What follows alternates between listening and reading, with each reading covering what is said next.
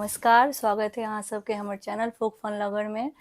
तो अहाँ सब हम भव्या गुंजन आइ बहुत दिन बाद अहाँ सबसँ भेट भऽ रहल है। मतलब अहाँ सबके सामने में हम एलहुँ हैं, किएक तऽ बीचमे कनि हम बीमार भऽ गेल छलहुँ हैं। तऽ अगर सुर में कोई ऊँच नीच भऽ जाइए, कनि खराब हुए तऽ माफ़ करब। हम कोशिश कऽ रहल छी जे अहाँ सबके नीक लागत हमर गीत।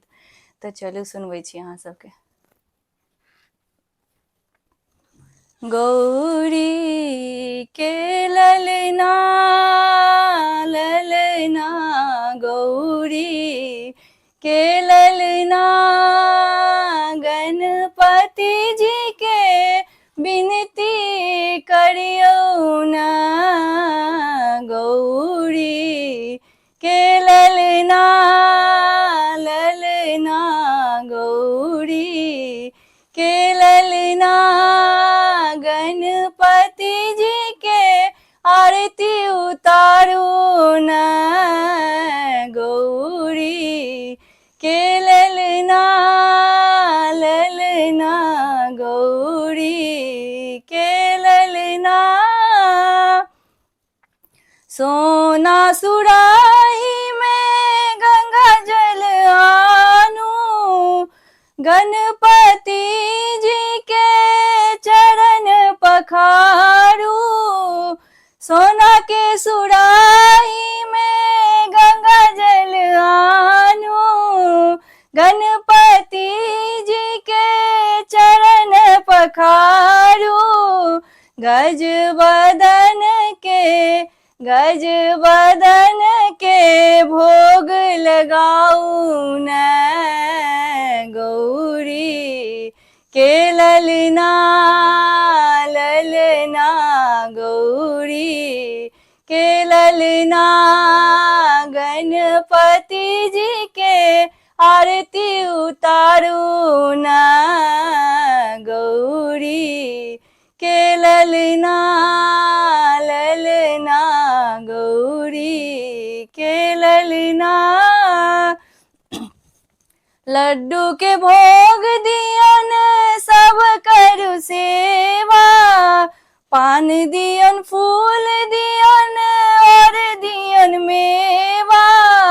लड्डू के भोग दियन सब करू सेवा, पान दियन फूल दियन और दियन मेवा।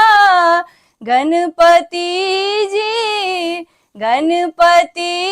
जी मूस पर विराजू न। गौरी के ललना ललना, गौरी के ललना, गणपति जी के आरती उतारू न। गौरी के ललना ललना, गौरी के ललना। माता हिनक पार्वती पिता भोला दानी, माता हिनक पार्वती पिता भोला दानी। महिमा पार हिनकर सब कियो जानी, महिमा पार हिनकर सब कियो जानी। सब मिल जुली गणपति के पुकारू न।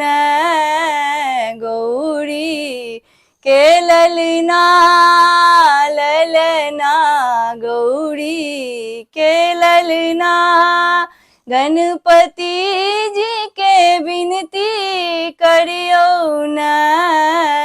गौरी के ललना ललना, गौरी के ललना। रिद्धि सिद्धि के दाता भरी जग जाने, प्रथम ही पूजा होय छने सब कियो माने। रिद्धि सिद्धि के दाता भर जग जाने, प्रथम ही पूजा होय छने सब कियो माने।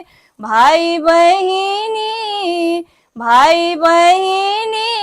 शीस झुकाऊ न गौरी के ललना ललना गौरी के ललना गणपति जी के विनती करियौ न गौरी के ललना ललना गौरी के ललना गणपति जी के आरती उतारू न गौरी के ललना ललना गौरी के ललना